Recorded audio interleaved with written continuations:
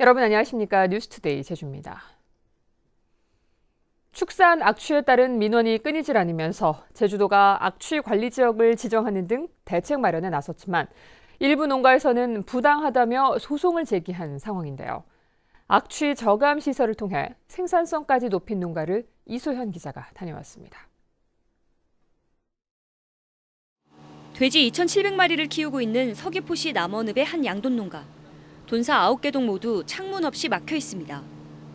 이처럼 돈사의 창문을 없애고 냉난방과 환기 시설을 갖춰 돈사에서 발생한 먼지와 악취가 외부로 바로 나가는 것을 차단했습니다.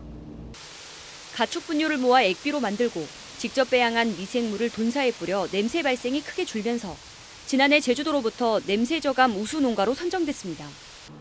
냄새를 유발하는 암모니아 등 복합 악취를 측정해봤습니다. 악취 세기는 2로, 기준치 15를 크게 밑도는 수치입니다. 축산 환경이 개선되면서 폐사율도 크게 감소했습니다. 한 달에 3-4건 정도 발생하던 민원이 공사 후에는 이제 한 건도 없게끔 바뀌게 됐습니다. 그리고 이제 이런 시설을 하게 됨으로써 이제 농장 안에 가스와 냄새가 없어지게 되니까 돼지들의 환경이 좋아지면서 이제 생산성도 높아지고 그로 인해서 농장의 수익도 같이 많이 올라가게 됐습니다. 제주도는 축산 악취 문제를 해결하기 위해 재작년부터 악취 발생을 줄인 농가를 모범 농가로 선정하고 악취 저감 시설비 6천만 원을 지원하고 있습니다. 하지만 현재 선정된 농가는 단 2곳. 제주도는 냄새 발생을 줄인 양돈 농가 등에 대한 인센티브 사업을 확대할 계획입니다. 축산 악취 개선 사업도 저희가 지자체에서 신청을 적극적으로 저희가 진행해서 이런 부분들을 좀 더 광역 단위에서의 어떤 민원을 줄일 수 있는 악취를 개선할 수 있는 이런 사업들을 같이 모색하고. 제주도 내 양돈 농가는 모두 278곳. 악취 해결을 위한 체계적인 관리가 강화돼야 할 시점입니다. MBC 뉴스 이소연입니다. 허가를 받지 않은 축사가 무더기 적발됐습니다. 제주시가 축사 300여 곳을 대상으로 가축 사육 여부와 가축 분유 처리 실태 등을 전수조사한 결과 38곳이 인허가를 받지 않은 것으로 확인됐다고 밝혔습니다. 이 가운데 하천에 인접하거나 가축 분유 배출 시설 허가가 불가능한 7곳에 대해서는 철거 또는 이전, 용도 변경 등을 추진하고 나머지 축사도 관련법에 맞게 오는 9월까지 인허가를 받도록 행정 지도할 방침입니다. 잎이 완전히 시들기 전에 떨어지는 특성이 있는 동백꽃은 4.3 당시 힘없이 쓰러져간 희생자에 비유돼 제주 4.3을 상징하는 꽃이 됐는데요. 지난해 동백꽃 배지 달기에 이어 올해는 4.3 평화공원에 동백나무를 심는 기증운동이 시작됐습니다. 김찬현 기자입니다. 과수원 입구에 동백나무를 키우고 있는 정경순 씨. 붉게 핀 동백꽃을 보며 4.3 당시 돌아가신 아버지를 그리워했습니다. 20년 넘도록 정이 든 나무지만 정 씨는 동백나무를 기증받는다는 소식에 누구보다 먼저 신청했습니다. 그 공원에다가 뭔가 하나 일조를 하고 싶어서 이는 기회다. 나한테 이는 기회 주어진 게 정말 좋다고 했어요. 정 씨처럼 4.3 평화공원 동백나무 심기에 동참하겠다는 도민은 20일 만에 40명이 넘었습니다. 10년 이상 된 동백나무만 1,200그루가 됩니다. 4.3 평화재단은 현장 실사를 거친 뒤 이식해도 생장에 문제가 없다고 판단되면 다음 달부터 나무를 옮겨 심을 계획입니다. 공원 내 8곳에 두루 심어 4.3 평화공원을 동백꽃의 명소로 만들고 방문객 모두가 동백꽃을 보고 4.3의 의미를 되새기게 하겠다며 연중 동백꽃 기증을 받고 있습니다. 원래 계획은요, 중점적으로 한 500여 그루 정도 계획을 잡고 있고 그 외 나무들은 이제 저희들이 기증받은 나무들은 일단 집단적으로 모아놓거나 3개년 계획을 해서 진행할 계획입니다. 평화공원에 심는 동백나무는 제주 토종으로 4월 말까지 꽃이 피기 때문에 오는 71주년 4.3 추념식부터 동백꽃을 볼 수 있을 것으로 보입니다. MBC 뉴스 김찬현입니다. 제2공항 기본계획 용역 중단을 요구하는 결의안에 도의원들이 대거 서명을 철회해 통과가 불투명해졌습니다. 정민구 도의원은 제2공항 입지 선정에 대한 의혹이 해소되고 충분한 공론화를 거칠 때까지 기본계획 용역을 중단하라는 내용의 결의안을 발의해 도의원 18명의 서명을 받고 제출했습니다. 그러나 당초 발의안에 서명했던 도의원 30명 가운데 12명이 서명을 철회한 것이어서 본회의에 상정되더라도 통과를 장담하기 어려운 상황입니다.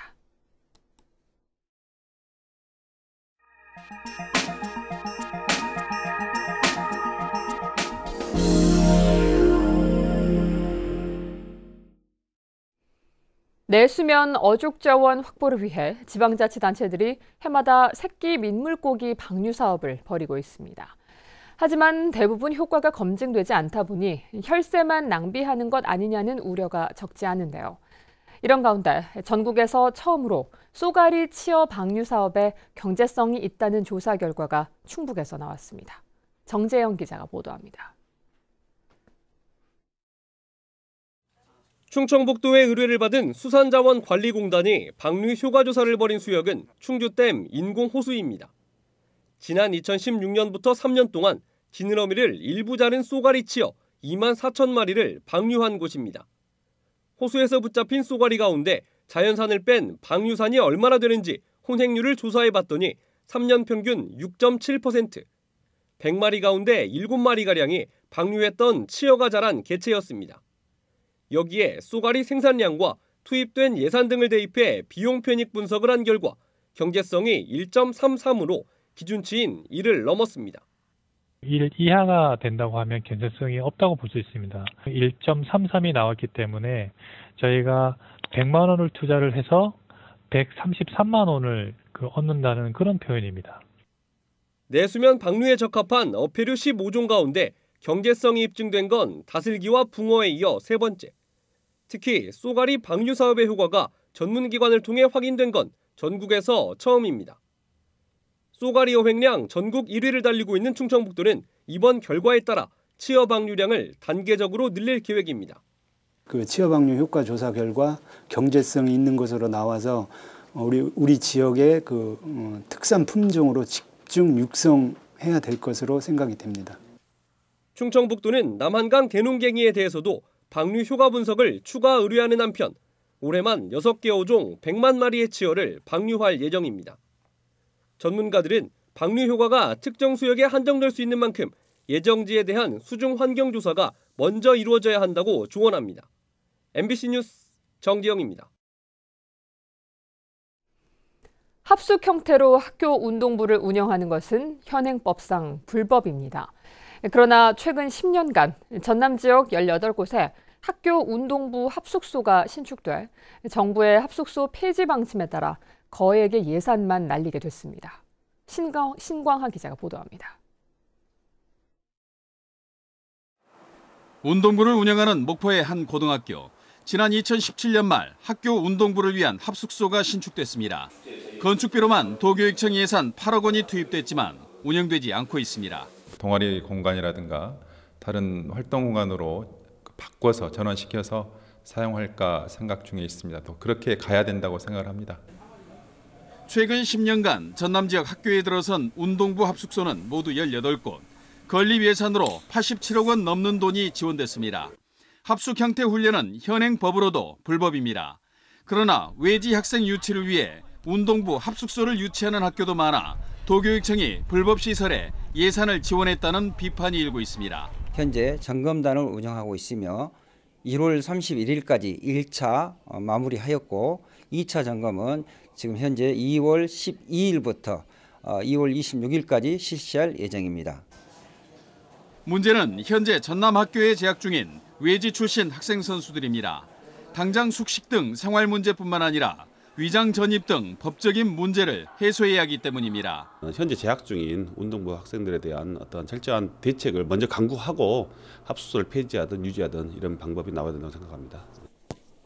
도내 학생 선수 육성학교는 224개교, 학생 선수는 3,200명이 넘지만 합숙소 운영과 합숙 훈련 상황 등 대책의 기본이 되는 현황 자료조차 제대로 파악되지 않고 있습니다. MBC 뉴스 신광하입니다.